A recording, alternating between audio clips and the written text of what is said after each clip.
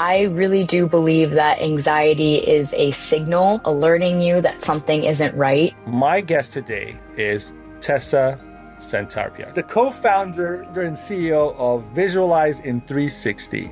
But the more she studied medicine, the more she saw its failures, not of science, but of soul. Her mission's clear: to help people rewire anxiety, reconnect with their inner intelligence, and create a life not from fear, but from flow. Where did you start taking ancient wisdom seriously? It wasn't until I really traveled to India and I spent my time living in an ashram and learning different variations of meditation and Kriya yoga. What was the moment you realized that Western healthcare, despite all of its training, was actually failing to heal people? I became fascinated not just by treatment protocols, but by the human dynamics that were shaping the outcomes. But it wasn't really until I stepped outside of the clinical spaces and into more of the community-driven healing environments that I truly saw that key piece that was missing, and that's connection. How does AI work in your model that it doesn't take away from having a human available? So I think when understanding how AI works and how it can be leveraged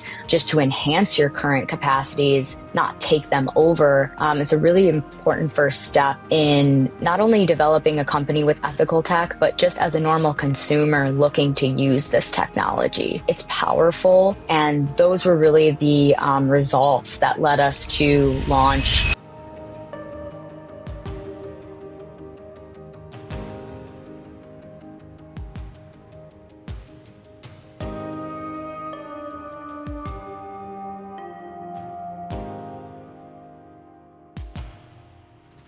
Welcome to Compassiviste Dialogues. I'm your host, Ali Horiat. My goal in this program is to educate our audience about various global issues and how we can help.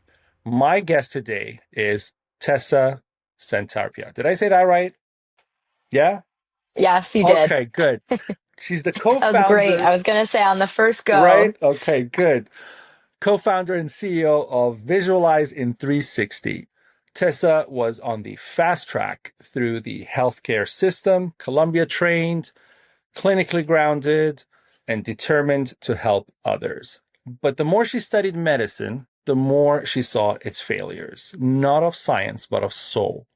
Today, she and family are building a new wellness model, one that fuses trauma-informed healing, brain training, ancient consciousness practices, which I love because you don't hear that every day, and integrates AI-powered coaching. Her mission's clear: to help people rewire anxiety, reconnect with their inner intelligence, and create a life not from fear, but from flow. Her journey is one of disruption, compassion, and radical redesign. And it invites us all to rethink what healing really means in our modern world. Essentially, Tessa is a compassivist without knowing she's a compassivist, but we'll tell her later in the show. Tessa didn't just build a business, she rewired her own nervous system first. After years of living in disconnection from her body and truth, she used the tools she now teaches to refine her center, making her both architect and student of the system she now shares with the world, which is parallel with my life story. For most of you who already know, I started in deep capitalism, and now I'm here trying to make a difference in the world, going through all of that as well and seeing myself so disconnected. So here's my mirror in a much more beautiful vision. Hello, Tessa, and welcome to Compassiviste Dialogues. I am going to start with your background. It spans clinical research, pre-med, and a master's from Columbia.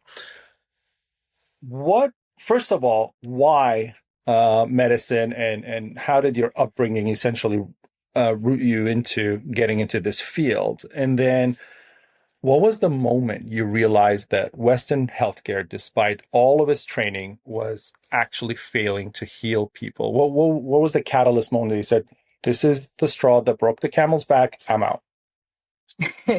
Yeah, so a lot of culminating moments into that. But I would say that the passion to get into medicine was always about the fascination with healing and not just managing symptoms, but the way that healing would allow people to become alive and learn their full potential and lean into the support and the resources around them, and just become more human. So to me, healing really didn't always just mean the physical. It also meant having a vision and working towards that, and finding joy in your life. So there was a lot holistically that went into healing for me, which got me into medicine. I became fascinated not just by treatment protocols, but by the human dynamics that were shaping the outcomes. So as a strategist, I was really deep in learning about systems and policies and the social determinants of health. But it wasn't really until I stepped outside of the clinical spaces and into more of the community driven healing environments that I truly saw that key piece that was missing. And that's connection. So I would witness how people transformed not just through the services that they were getting, but through the sense of belonging and safety and shared humanity. And unfortunately, that is often missing in these clinical environments where they have just 15 minutes to, learn your problems and diagnose you and send you on your way. The system just is not set up for that sense of understanding, and the sharing of that story to get that sense of belonging.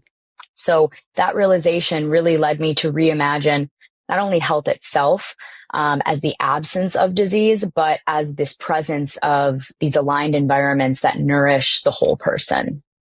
As you're speaking, I'm recalling the whole concept of a family doctor. And when I was younger, your family doctor was part of your community. They were invited to your house, you were invited to their home, kids' birthdays, everything else. And so they knew you. There was that connection, like you said. It wasn't a 5-minute diagnosis where today you go into the ER and the doctor says what's wrong, and you tell them, and they have 5 minutes to assess you because they have, 100 other patients sitting there, and off you go. Whereas, like you said, if I were to go into my family doctor's office and say, hey, doc, this is wrong, that doctor knew me for 20 years or 15 years and knew my lifestyle and so much more. And there was that connection. And so the healing would be different. It wouldn't be a prescription. It would be, maybe, Ali, you need to take a vacation. Maybe, Ali, you need to, I know you love this food, but it's not really healthy for you. You need to reduce that, instead of here's a pill to make that specific pain that you're complaining about go away.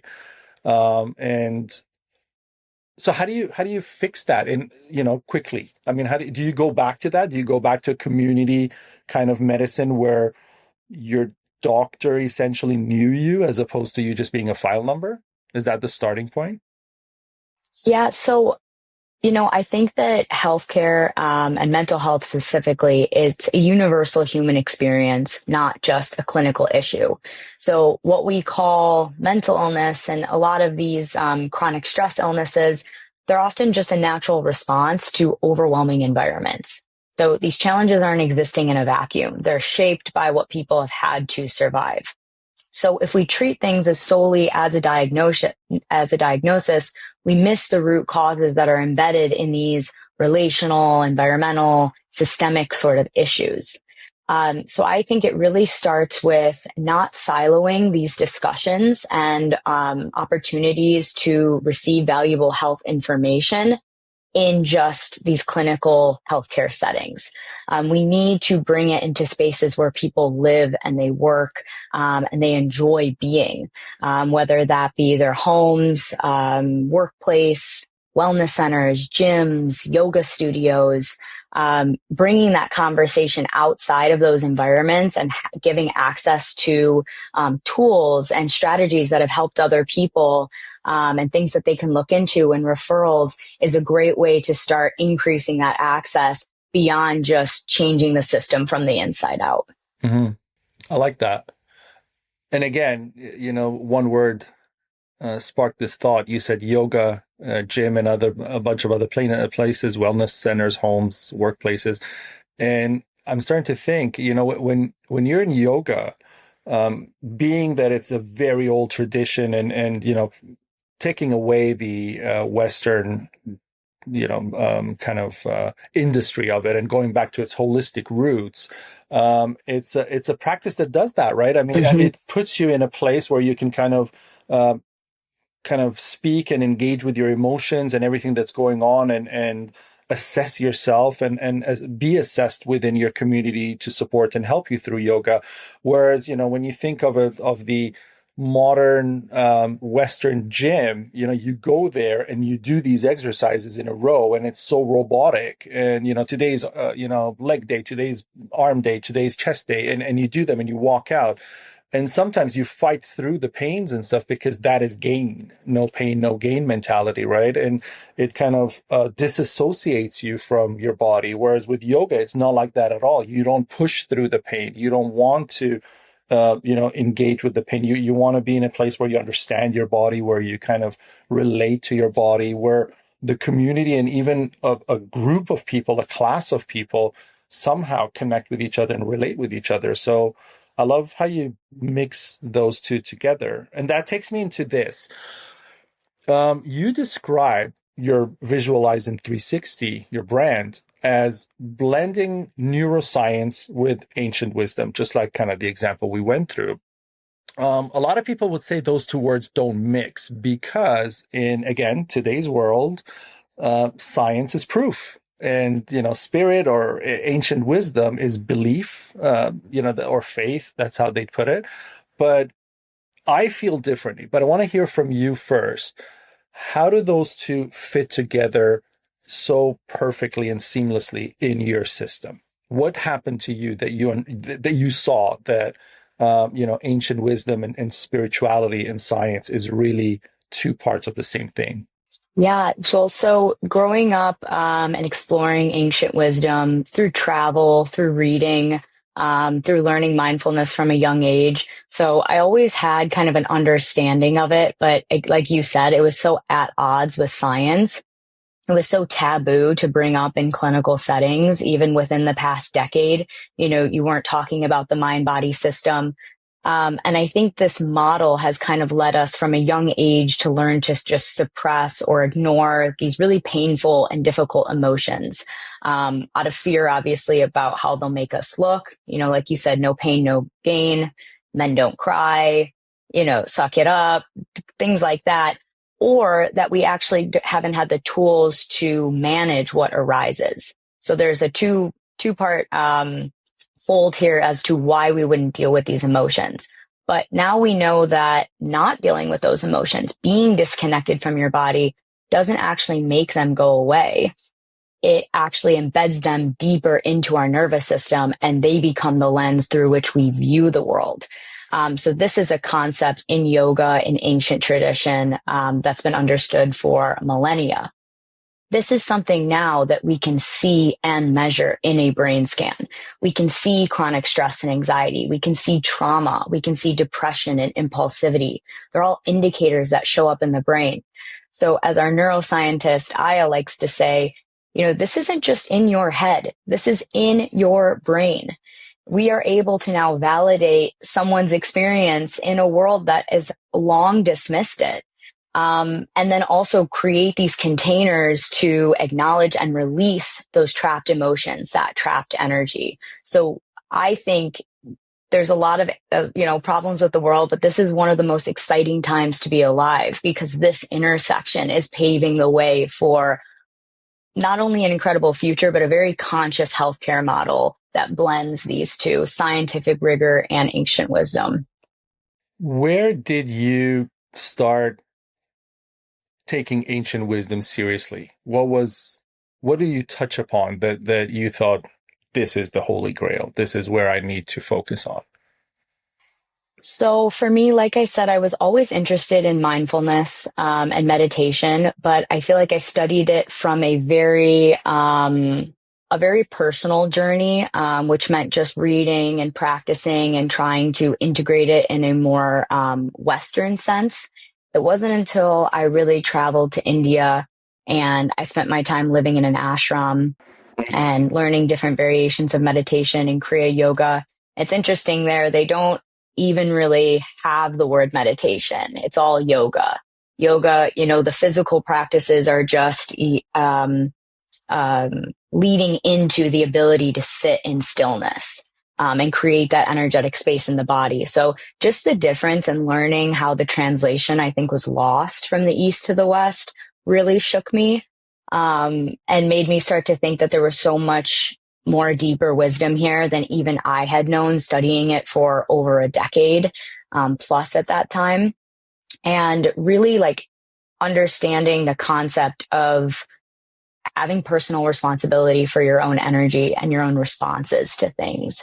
And the concept of responsibility kind of shifting for me, not as fault or blame as we typically think of it here, but just the ability to respond.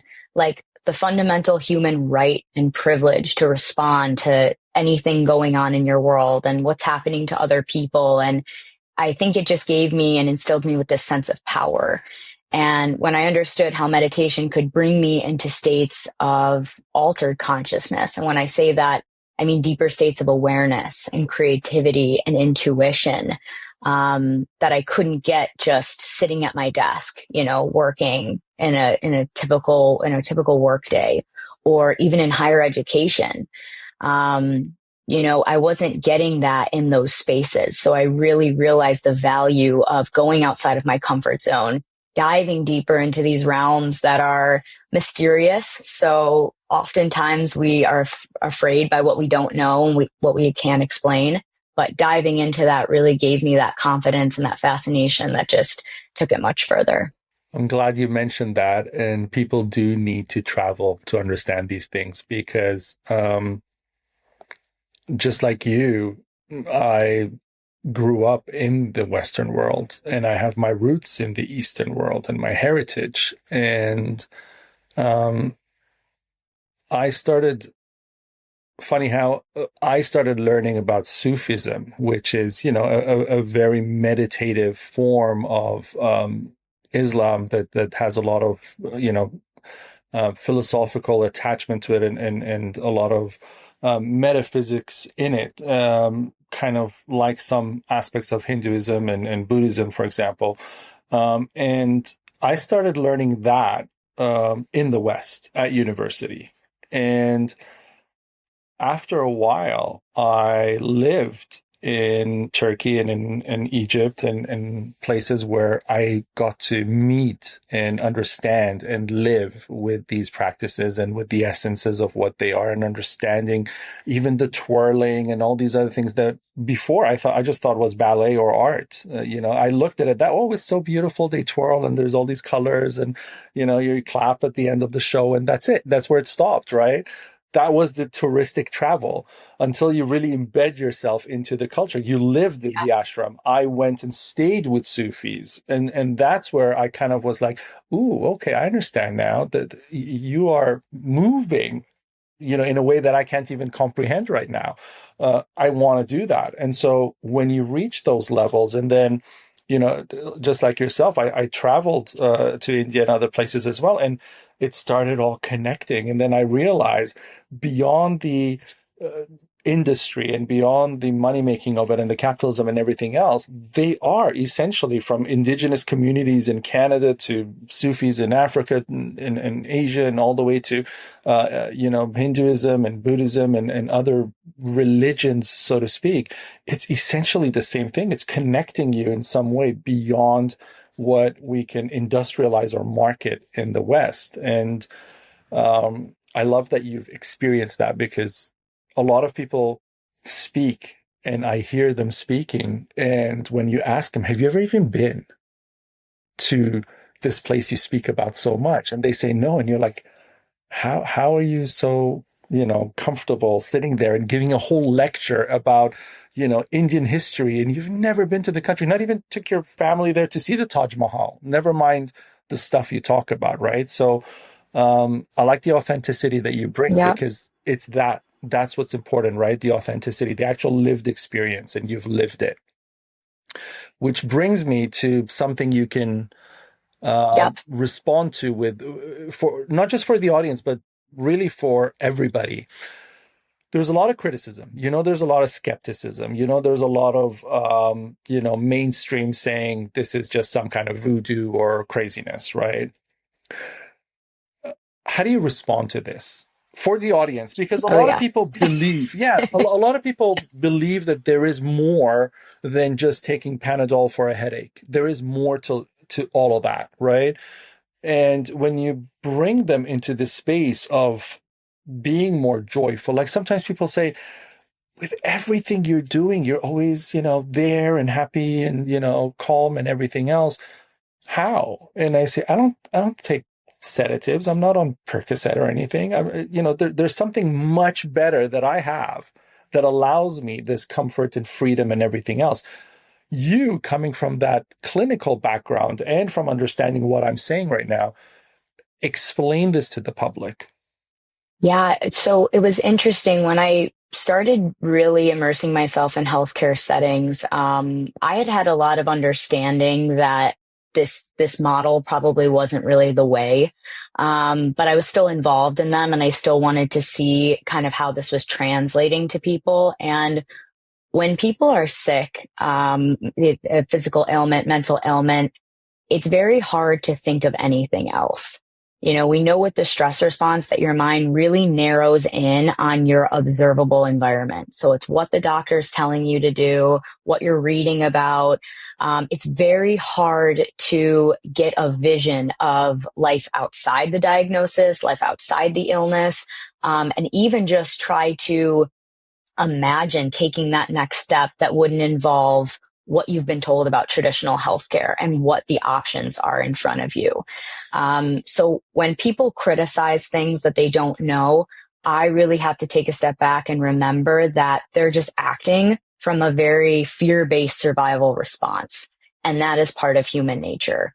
So I used to kind of meet that with more resistance, and now I meet it more with compassion, where I'm like, okay, and we can see that in the brain. We see that in highly dominant survival parts of the brain, where I'm like, you are so clouded by anxiety and stress and impulsivity right now that you physically cannot see outside of this. So when someone tries to bring up alternative medicine or just another way of doing it, it's natural to shut it down. Now, that being said, I think we can work with that. I think we can show people what's going on in the brain, what's happening in their body when the stress response happens, and meet them where they are, and then show alternatives for healing. And alternatives just might be doing your research and reading a book. It might be getting a second opinion. It might be going to the community and learning from people and hearing their stories. For me, it's also been learning different cultures and traditions around the world and what they're doing, finding the similarities maybe that exist. It's going to be different for everyone because, there's no one size fits all. But I think we have to recognize that our inner states really do mirror our external systems. So when we're in these super suffocating systems, not only in healthcare, but just in society in general, like urgency and perfectionism and control, that's going to mirror people within, and people are going to unconsciously want to mirror that and react in that way. So I think it first starts with training the why, educating people on why, giving them objectable data and facts, that this is your brain, this is your body, this is what's happening. So then they can start to rationalize and maybe think, why am I reacting in this way? Why am I judging this without knowing? Why am I so afraid of learning about something that just feels unfamiliar to me? So really, when I hear that criticism, I like to, again, take that step back and just think of how can I, move 1 degree closer into more understanding with this person or more compassion instead of just meeting the resistance with resistance, because I don't think we're ever really going to get this significant change with that. And I'm hearing something interesting. You're looking at these issues not from a perspective that, hey, for example, this person is diagnosed with anxiety. We need to eliminate it. You're looking at it from a perspective of it's a compass to be understood. It's a direction to be understood. It's something that they have to kind of work through. So really quickly, how do you do that? How do you, like what you said, no resistance, but working with the person? Um, I know, I know you guys have a 2 month program. Am I right? Yeah, I think it's a 2 month program that you do the brain mapping all the way to the transformation, everything else. I remember reading all of that. And so this is what I mean. Does that program work in that way that you just explained, where let's just call it a patient comes in, goes through the whole series, you map the science, you put that on the table, you explain it, they see the proof, they see the science, they understand the science through your explanation, and then you guide them through what really helps them to kind of understand the state they're in, versus you have this disorder, it's called anxiety, here's the clinical write-up on it, and these are the pills you have to take. Yeah, 100%. I really do believe that anxiety is a signal, alerting you that something isn't right.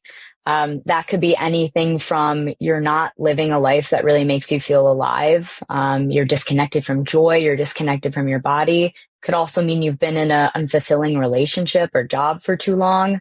Maybe you're taking in too many toxins from the food and medication that you eat. So helping people to understand that, oh, I have this intuitive signal. Anxiety is actually helping me to correct something that's going to help me live more authentically and live in a better space. Then you can really start to reframe that and work with yourself, and you're not afraid of yourself anymore. And when you start to regulate your own nervous system, you stop replicating those systems of oppression internally that we're experiencing externally. And that's really how I think we start to shape ourselves from the inside out. And for the audience, because I do want people to come to you, um, give us a preview of, I open the door, I come in, I say hello. Where do we go from there to get into that, 2 month program that really helps you change? How does that work? Yeah. So I want to emphasize that we do have in-person events in LA where we're located, but we are entirely remote. So we can ship brain maps all over the country. We're looking to expand internationally as well, but we are very remote, and that's really meant to be accessible. These are tools and a foundation that you should be able to access anywhere, especially when you need them most. So like I said, in the workplace, in home, when you're on the go, when you're traveling. And really, it's a combination of getting that objectable data, having that cognitive assessment to know your starting point, your belief patterns, kind of what you're navigating, what your goals are, and then working with someone from top down. So that learning model of understanding the why I am the way I am and not shaming myself for it, but just understanding that a lot of what I'm going through is just protected me from what I've been through. It's just a natural response to my survival. Language matters. So using verbiage like dysregulation instead of disorder helps to kind of understand what's going on. And then moving into a bottom-up approach, which is the practices. So making containers for healing and transformation, whether that be coming up with a daily meditation and breathwork session, yoga, flow states, cognitive behavioral therapy, some people microdosing, having a suite of tools that are going to help you create this container for yourself to be able to implement what you're learning, and ultimately then drive those changes that we're seeing in the brain and the body. How much positive response have you seen? And has it shocked you in the sense of, wow, this works better than I anticipated or expected? Yes, it has been pretty incredible. I think when we were first getting started, we know that a lot of these tools on their own, they're research backed, so they can change the brain. We know meditation can change the brain. Cognitive behavioral therapy can change the brain. There's decades of research on that, neurofeedback, all of these different tools. the synergy of when you bring them together is what's really impactful. And at first we were wondering, can these changes, can these drastic, significant changes really be seen in only 8 weeks? Because there's a lot of debate on how long it really takes to form new habits, and it really differs for everyone. So, we really wanted to see, can these changes really be made within 8 weeks? So what we started was a research study, large scale research study, where we gave our services completely for free, brain scans, the course, meeting with people to really measure those changes and make sure this was working and this was grounded in this observable data. So that's something we've been very lucky to have a team that's able to do. And those were really the results that led us to launch our full-scale services, just because of how incredible those were and the drastic changes we were seeing in the brain of decreasing anxiety, improving your ability to handle your emotions, improving your ability to stay calm under pressure, to switch into relaxed states, to focus. It's just all been really incredible. I love it. Now, you mentioned, you lived in ashrams in India, and I'm assuming by the way you described yoga that you're mostly familiar with Kriya yoga and flow states and training in that. And now you come back to LA and you are immersed in AI enhanced coaching and technology and all of that. Are you finding that blending these and merging them in a world that is still skeptical about the way we use AI and whatnot is supportive to your work? And I ask before you answer because we have programs at Compassiviste that we use AI for, but the AI we use is only supportive, or it's more efficient, or it's more precise to use it that way. It's not really in a way that replaces the availability or the involvement of a human or the compassion factor of a human. So how does AI work in your model that it doesn't take away from having a human available? Yeah, so AI is meant to be a tool, like most technology. I think when we use it unintentionally, it becomes something that, can replace human capacities, or it can dictate when we use it, with notifications on phones. It's like, it's become less of a tool that we choose to interact with and something that is replacing our ability to make those conscious decisions. So I think when understanding how AI works and how it can be leveraged just to enhance your current capacities, not take them over, is a really important first step in not only developing a company with ethical tech, but just as a normal consumer looking to use this technology. It's powerful. It's incredible. There's a lot of insight out now that, AI it's a part of how we're meant to evolve as humans, because it allows us to take away some of the tedious nature of things that, we might spend time drained by when we're doing, and we can channel that energy now into more creative tasks, more strategic tasks. And I think that's where it really comes in as being, again, this helpful tool. So really just understanding ethically how to use technology. And that's something that we educate even within our clients. It's really understanding that if you are using AI in any capacity within this course, which we have different prompts in different ways. It's really just meant to be a mentor in that, expanding your possibilities, showing you what's possible within your niche, within your field. And from there, you have to take it and run with those and do the aligned action to make it happen. It's not your vehicle for that. So just understanding that distinction, I think, is really important.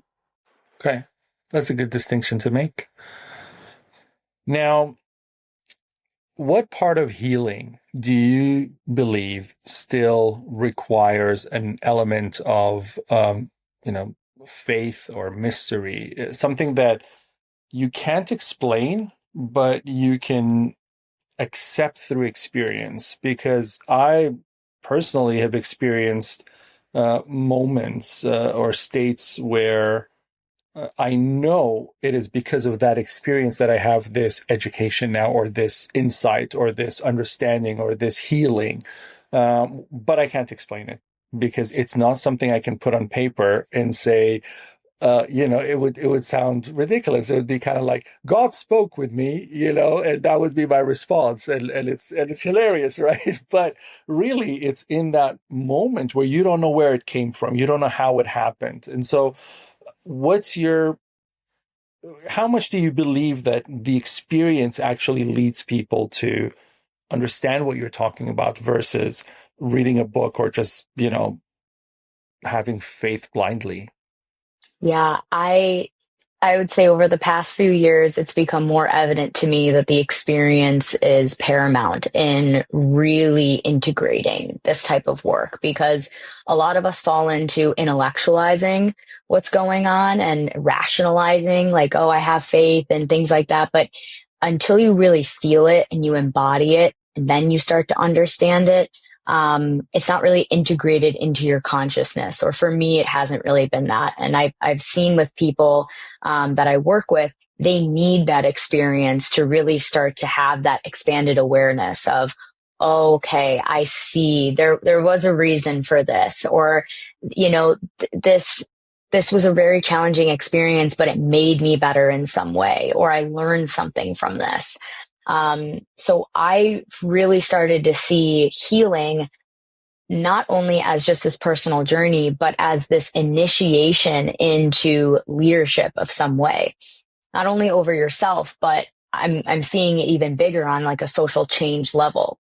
So those who are faced with adversity, they develop this heightened sensitivity to their intuitive side, or to, comfortability with the uncertainty, comfortability with change. They're more resilient. They have this deeper insight. And those really are our system disruptors. Those are the founders, the healers, the educators, the supporters, the organizers, hopefully the politicians. And it's really being able to transform that experience into something powerful. And I think when you're looking at the world, that's exactly what's starting to happen. That's one really great thing about social media. We can see people's journeys.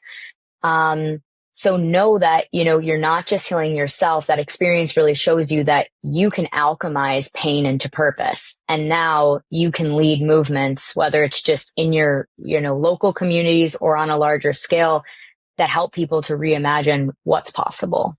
Well said. Now, in your model, you spoke about accessibility and how you started the studies for free to gather data and basically assess everything.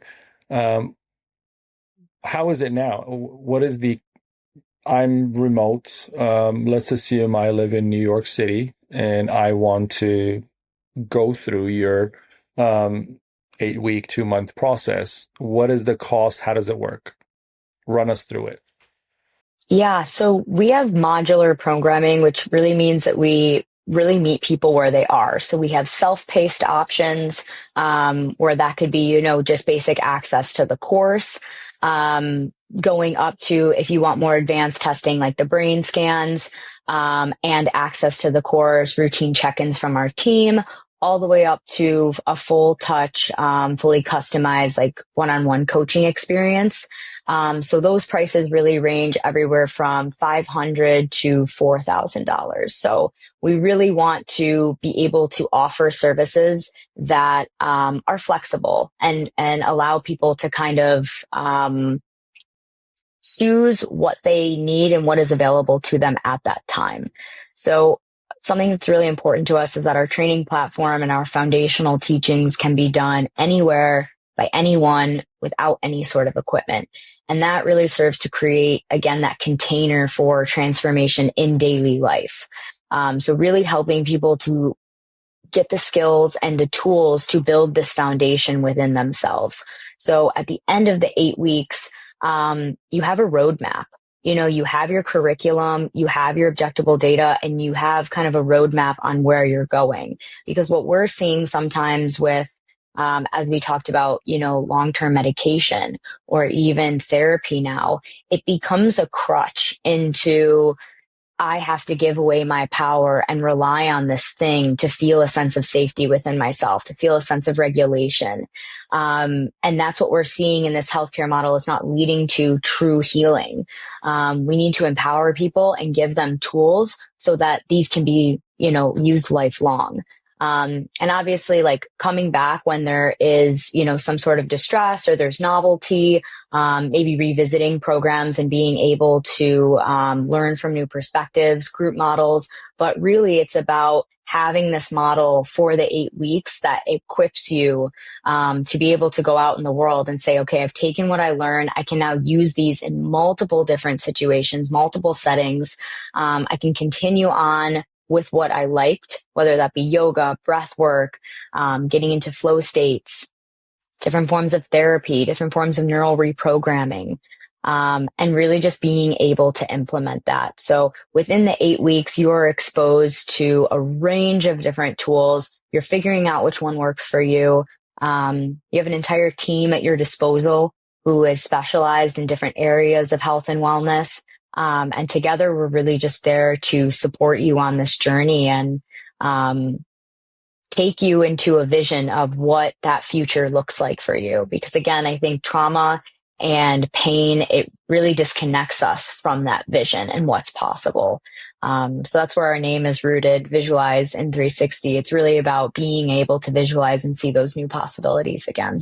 And to truly heal. I like that you gave the example of medication and therapy, because I often tell people you're quitting one addiction or one issue for another. You're not healing. When you have to see your therapist on a weekly basis for 7 years, you're not healing.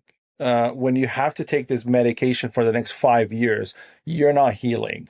You're just transporting your issue from one place to another, which you feel may be better managed or an upgrade in your addiction system, but it's still the same problem essentially. So I like that, yours is essentially giving people what in my old world, was the most important thing, the exit strategy.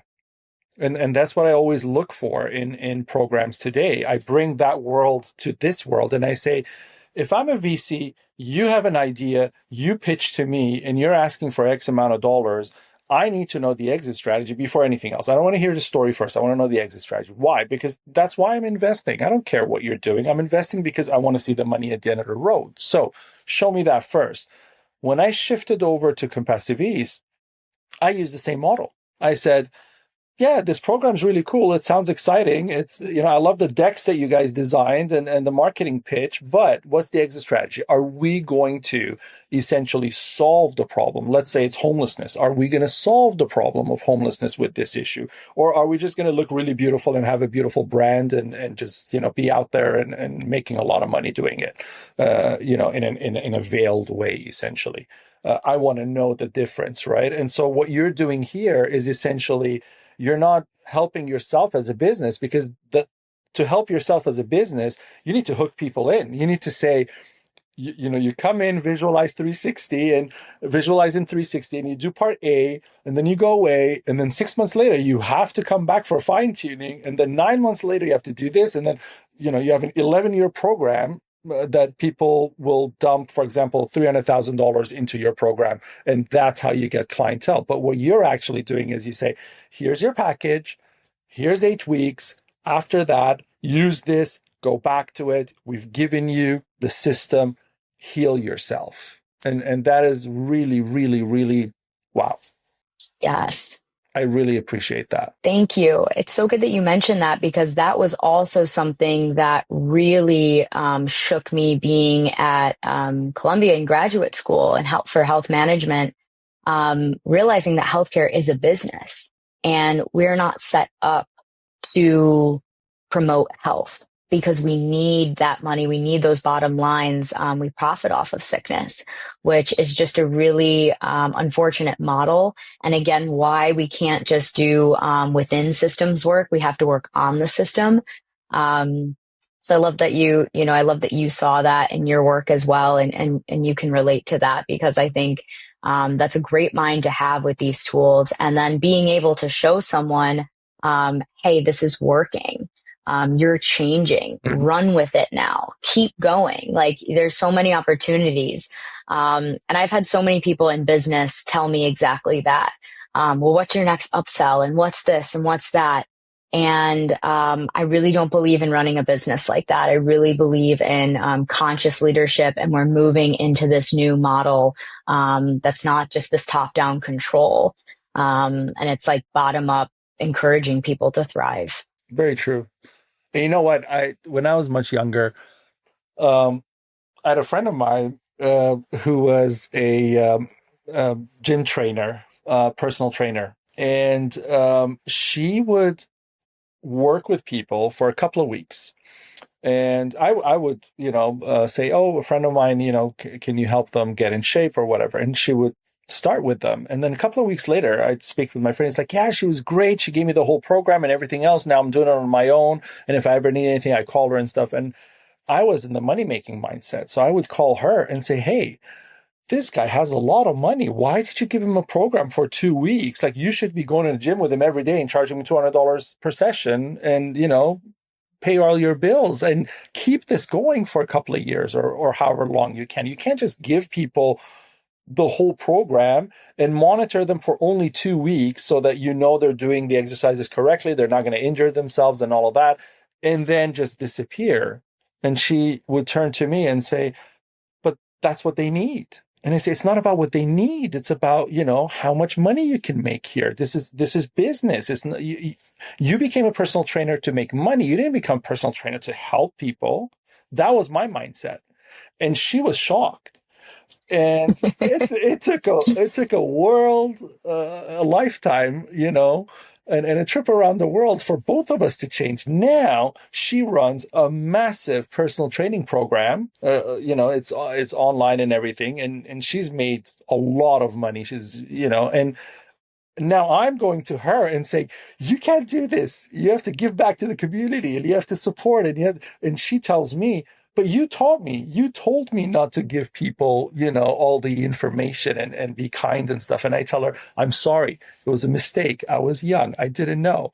Now I know, and so the world just goes around that way. But you're right. You start realizing these things. You start understanding why healthcare is a business. It has nothing to do with healing you. It has all to do with making you a lifetime patient. And the fact that you're not doing that is noble, is really, really noble, because that's what you should be doing technically. Any investor looking at you is going to say, I don't know if this model is good because, you're not hooking people, but I love that you're doing it. Speaking of that, Thank go. you. I No, appreciate that. it's just the truth. You don't need to thank me. If you were the most influential person in the world right now, okay, what is the first action you would take to ignite a global shift toward this compassion and harmony that you're trying to bring through your work? Because that's what you're doing. At the end of the day, if we really understood this episode speaking with you, your mission isn't, medical at all. Your mission is, if I can help 100,000 million people heal and change their habits and become more joyful and become more confident and become more themselves and freer and all of the lovely things that create harmony, then societally I can influence harmony, because then this person's not aggressive, that person's not such, and all these things kind of simmer down and we have a loving environment. And it's a very realistic goal that you're setting through that. So what would be the first thing Tessa does to influence that? Um, it's a great question. And I think that it would be aligned with this new conscious model of healthcare, a way to empower people with tools and the language to understand their minds, bodies, and these emotional landscapes in ways that make them feel aligned and alive and authentic. So I would institute these foundations, opportunities for learning and practice outside of clinical walls.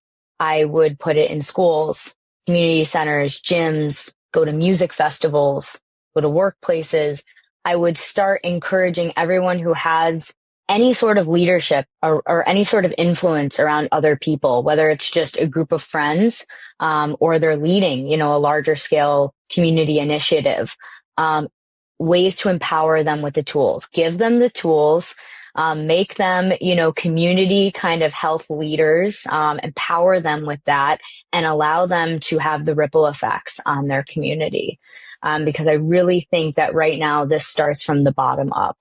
And a lot of our information out there is convoluted with social media. There's a lot of fake news. It's hard to know what's right. It's hard to know where to get that.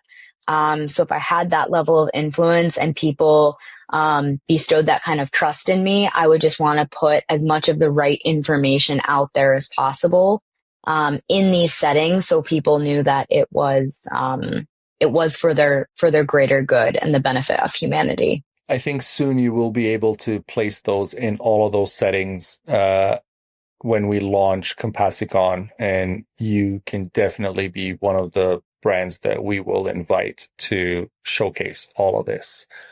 I want to ask you a last question, and I would love that. Yes.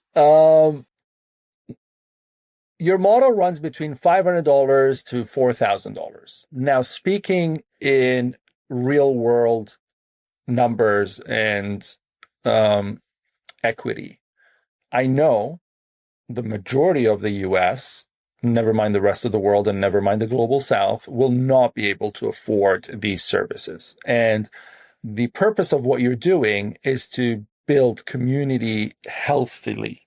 And when you want to do that, you are not going into South Central LA. You're not going into Harlem, New York, and you're not going into many pockets of the US. You're going to hit the 1%. I'm thinking, have you thought of financial modeling in a way that crowdfunding, donations, something where that 1% who sees the program work for them? I'm sure you don't need to name names, but I'm sure you've had a billionaire or a celebrity client who has the money to pay for 30 more of these, modules, essentially. How have you ever thought about leveraging some kind of communal system to be able to actually take this to the places that you're talking about? Because I would guarantee you that the requirements and the needs of what you're trying to do is much more prevalent in schools that are in let's just call it poorer areas of the country than wealthier areas of the country, or the issues in the top 5 private school of the country may not be as desperate as some of the other issues in some other parts of the world as well. I mean, I can never take your program to, say, Brazil, because I'd have to introduce you to maybe 4 people. That's it. And all of the rest of the crowd that we work with is just out of that market reach. So I love what you're doing, and I'm going to say this here, so it's on record. I will support your program, and I will support expanding it, and not just in the US, but globally, with a model where we can bring our society in and essentially fund it for the people who can't access the funding. And I think through that modeling and mentorship, it can expand, because at the end of the day, it's not about profit. It's about allowing people to have this available, yet the real world requires certain costs. So none of this is free. You still have to pay rent, mortgage, whatever you do, right? I mean, you still have to eat. So you need money in today's world. Until we change all of that, we're living in this model. So how do you work with that? How do you think about that? I mean, absolutely. That has been on the forefront of our minds since we've started this company. And that is why, in the beginning, we were giving our services, away just to be able to lend support to anyone that we came across, in any of our work environments. Um, and we really call that, energy philanthropy, just giving without expectation in the understanding and the access of the mental health field. That's why research is really important to us. Research has allowed us to create partnerships with these advanced, tech companies that we can leverage, the software and the hardware at such lower costs that allow us to give this to free through research. We're currently applying for NIH grants, currently fundraising to build tech that is going to, lower the cost of all of this, and be able to, like you said, go globally and, cater to needs, not just for the elite few, but for people that, cannot access this and shouldn't just have to be reserved for a small subset of the population. So I love what you're doing as well. And, if there is a way to partner, I would love that because that is at the forefront of our minds. Great. Now I like you a lot more because that is really what it's about. I mean, to be able to help the world is not. That's what it's about. Yeah, that's what it's about, to be able to help the world. I mean, when we come up with medication or, suddenly we have medication for cancer. Great, but it costs $17,000. You know what? 9 out of 10 patients are going to die. That's not how it's supposed to be. So, and I want to partner with people who say, No, yes, it's not supposed to be that way. And we're willing not to look at it that way. We're willing not to make that $16,990 on each syringe. We're actually willing to make $3 because that's the cost of living for us. We're working in a sufficiency model, not a capitalist model. And, that's what you're trying to do. So we're definitely partnering up, and I will support in every possible way to make this global. Thank you, Tessa I love Santarpia, that. for I love speaking. that. Thank you for speaking on Compassiviste Dialogues, and thank you for reminding us that healing is not it's not just a single moment of clarity, and it's not medication, and it's none of that, but it's a constant dance between what we can measure on the part of science and what we can trust through the experiences that you're talking about. And in a world that's fractured and fraying at the edges, your work from where you're coming in through this and your expertise is a blueprint for wholeness, because it's much further than just looking at it from a one person perspective. It is about a global communal change, because when you can influence one person to be healthier, that healthiness radiates in their community, and it just creates a more wholesome community. And you teach us that the most radical act of care might be to listen inward, to listen to your body, to understand yourself, and to believe that there is something worthy of transformation, and there is something that is good in you that you need to find and work through and bring out into the world. To our audience, please subscribe to Compassiviste Dialogues so I can bring you more of these lovely people doing amazing things that we want to help and support and amplify more than anything else, because this is what it's about. And all links to Tessa Santarpia, her VISUALIZEin360, and Compassiviste are listed below. So click on there, get in touch with her. Try to use this to your advantage if you can afford it. If you can't afford it, reach out to Compassiviste, and let's see if we can help you afford it. And we're going to work with them closely to make sure that we have a model that can cover the masses versus the elites, like Tessa says. We're here to help change the world together and make it better. I'm Ali Horia.